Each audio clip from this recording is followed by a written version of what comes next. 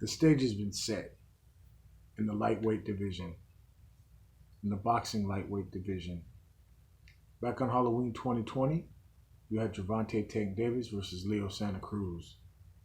That was a high level competition, high level matchup, risky matchup for both fighters. Leo Santa Cruz decided that he would take a more direct approach, and the result was a beautifully timed counter left uppercut that detonated off of Leo Santa Cruz's chin, putting him to sleep and elevating Gervonta Tank Davis to the status that many expected he would reach. Now, just this past Saturday, January 2nd, you had Ryan Garcia, who was up until this point largely regarded as a product of social media popularity.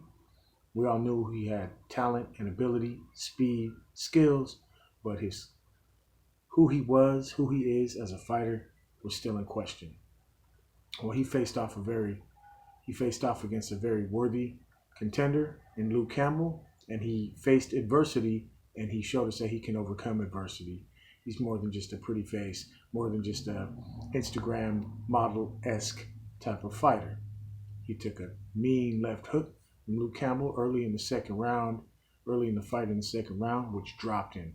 Looked like he was in trouble. He got up, he shook it off, and he ended up winning that fight with a tremendous and beautifully placed left hook to the body that just made Campbell crumble. So now the stage has been set.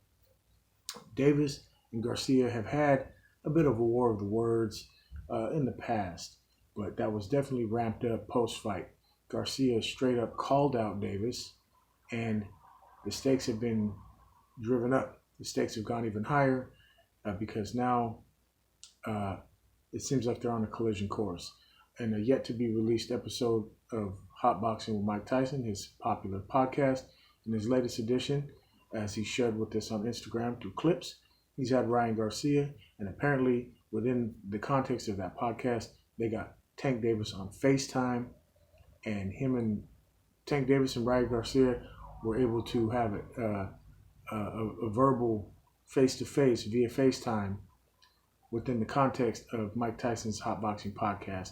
And it's all but guaranteed, so far as the promoters can get their shit together, that these two want to fight each other next. Now, I know that Mauricio Suleiman, the president of the WBC, and also I've heard Eddie Hearn say some things about the mandate fight of Devin Haney versus Ryan Garcia, but I think the public wants the Tank versus King Ryan fight first and foremost. Now, that division is a very stacked division at the moment because the top five guys, we can see who they are. They can just have a round robin, a tournament of sorts, a super series as we often see in boxing. You've got Ryan Garcia, you've got Tank Davis, and don't forget you had Teofimo Lopez, who recently beat Vasily Lomachenko. Okay, so just that right there, those four guys, and did I mention Devin Haney? So you got the five guys: Garcia, Davis, Teofimo Lopez, Lomachenko, and Devin Haney. Now Loma might be at the back end of those top five now because he did lose that decision loss to Teofimo Lopez. Although many observers, including myself, feel like he won many of the last. I had that at best Lopez winning that fight 7-5. It could have been a 6-6 draw, depending on what you're looking at. But anyways, point being is we've got Ryan Garcia and Tank Davis on a collision course. Now, we can have multiple fights in between all these fighters. Any one of these fighters losing to either one of the other fighters isn't a disgrace or a shame. They're all the top guys. And you could have something akin to throwbacks of the days when you had Duran fighting against Leonard. You had him fighting against Hagler, fighting against Hearns. You had Hearns fighting Leonard. You had Hagler fighting Leonard. You had Leonard fighting Hearns. They all fought each other, and more than once in some instances. You had Duran versus Leonard twice. You had Leonard versus Hearns twice. What, 3 times? I don't know. They fought. Then you had Hagler versus Hearns, the war. Yeah, I mean, and then you had Hagler versus. I mean, these guys now need to take a page out of that golden era of boxing and do it like that. I mean, Tank and Ryan, these two get together, that's going to be a massive success, and I'm sure the fight will be highly entertaining. And then I think Teofimo Lopez should give a rematch to Lomachenko. He's kind of being a punk about it. I mean, I guess Loma can beat somebody and earn his way back, but I mean, I think he should give him a rematch, but he doesn't want to. I don't know who he's going to fight next. And then you've got Devin Haney. Where does he go? I mean, he had an okay fight recently against Gamboa.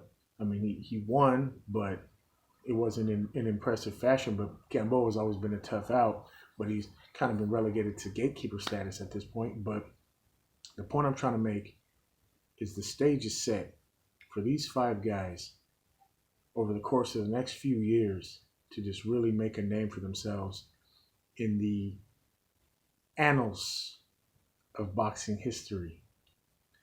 That way, future generations of fight fans and fighters can look back on these guys the way that these fighters and the fighters of the generations before them have looked back on Hagler and Hearns and Leonard and Duran, because they didn't let the politics get in the way. They made the fights happen. They wanted to fight each other, and they wanted to fight each other more than once. If they lost or was controversial, they said, nah, let's run that back. Let's get that. And they weren't making the same money back then that these fighters are making now. Sure, I mean, relatively speaking, they became rich men uh, um, from the sport of boxing. But first and foremost, they were fighters. They wanted to fight each other. They wanted to fight the best, the cream of the crop. And when you believe you are the creamiest of the crop, you're not worried about fighting these guys. Bring them on. And that's what I like about Ryan Garcia and Tank Davis going at it. Because I feel like their war of words isn't going to be what we're going to see when they actually go to war. I think we're going to get a better fight than we are going to have a promotion. And that's rare in a lot of cases. So we got to make that happen. These promoters got to get together. You know, the people over at PBC that got Tank Davis or Leonard Ellerby, whoever his manager is, Al Heyman, those people, they need to get with De La Hoya and the Zone, and they need to make that shit happen. And Teofimo Lopez, I'd like to see him run it back with Loma, but whatever. Let's get Devin Haney in there. Let's make it happen. Come on, guys. There's 5 of you. You guys need to fight once, twice, 3 times. Get some badass trilogies out of that. Everybody loves a good boxing trilogy. Everybody loves a good fight trilogy. I mean, just think about it. You got a great matchup. You want to see that fight more than once. So let's get this shit cracking. The stage is set. Tank Davis versus Ryan Garcia. Who do you got? Is Ryan's speed and body punching, is his height advantage enough to offset Gervonta Tank Davis's explosive power? And obviously he's got skills. I mean, that was a beautifully timed and precision placed uppercut that he knocked out Leo with. So I'm excited. The sooner the better. I mean, let's get this fight happening before the summertime. Let's make it happen in May. You know what I mean? Why not? I don't know. I'm no expert. I just call it how I see it. And I hope to see you guys soon. You want to know.